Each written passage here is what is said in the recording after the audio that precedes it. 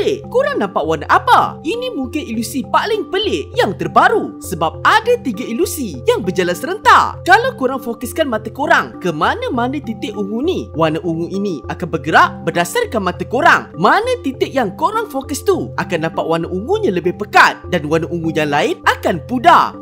Nampak kan? Tapi ada yang nampak titik yang korang fokus warna ungu tapi di sekeliling bertukar menjadi warna biru. Malah ada yang nampak titik yang diorang tak fokus semakin menghilang. Padahal semua titik tu warna yang sama. Tapi bila korang fokus, otak korang sendiri yang cipta ilusi. Itulah sebab kenapa setiap orang mungkin nampak kesan yang berbeza. Namun apa yang pasti, warna ungu ini berubah mengikut titik mana yang korang fokus.